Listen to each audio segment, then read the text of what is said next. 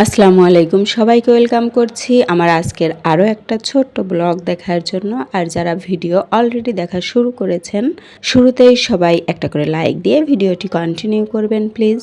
আজকে রান্না করব মজার মজার খাবার, সেটা হচ্ছে রূপচাঁদা মাছ ফ্রাই আর কাঁকড়া রান্না করব।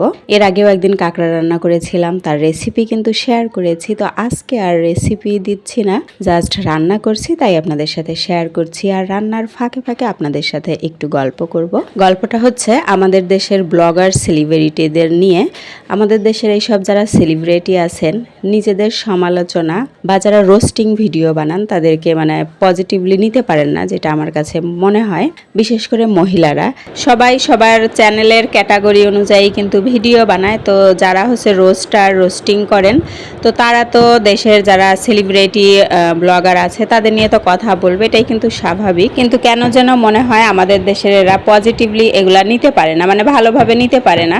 কারণ আমি ইন্ডিয়ায় অনেক ব্লগারদের বলতে শুনেছি যে তোমরা যারা ব্লগিং করো, অনেকে এসে তাদের কাছেই হয়তো বলে বা দেখে যে হ্যাঁ ভিডিও করব না, ছেড়ে দিব। সেই সব ছোট ছোট ক্রিয়েটারদের তারা কিন্তু ভিডিওতে এসেই বলে যে তোমরা হচ্ছে যারা শুরু করে দিয়েছো তারা ছেড়ে যেও না, তুমি আমাকে নিয়ে ভিডিও করো, নেগেটিভ পজিটিভ যা ইচ্ছা ভিডিও করো, তবুও থাকো, ভিডিও করতে থাকো, একদিন না একদিন সফলতা আসবেই। কিন্তু আমাদের দেশে আসলে এমনটা আমি দেখি না, এর ব্যতিক্রম দেখি।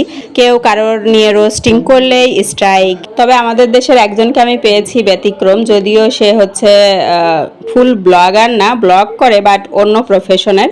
তবে সে বলছে কেউ যদি আমাকে নিয়ে হচ্ছে ভিডিও বানিয়ে তার যদি কিছু টাকা আর্ন হয় তবে সে করুক না, তাতে আমার সমস্যা নেই।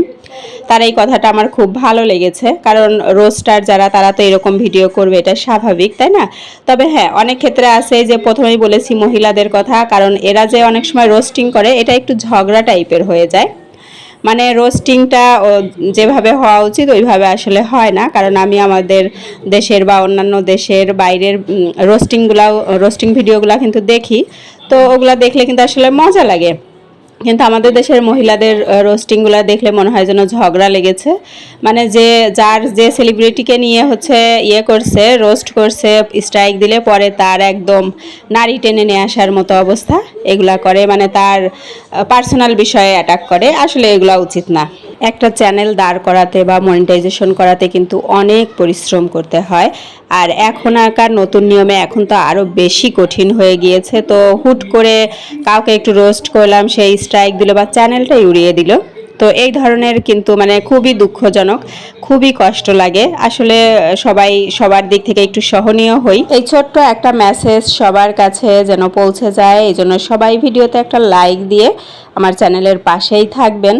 আর এটা বলছি, এরও পিছনে আরও একটা কারণ আছে, আমার চ্যানেলেও কিন্তু স্ট্রাইক এসেছে, কেন জানি না। তো যাই হোক, সবাইকে ভালো থাকতে দিন। আর এই তো আমি কিন্তু রান্না বান্না শেষ করে রাতের বেলা একটু বারান্দায় এসেছি, কারণ রান্নাটা আমি রাতেই করেছিলাম।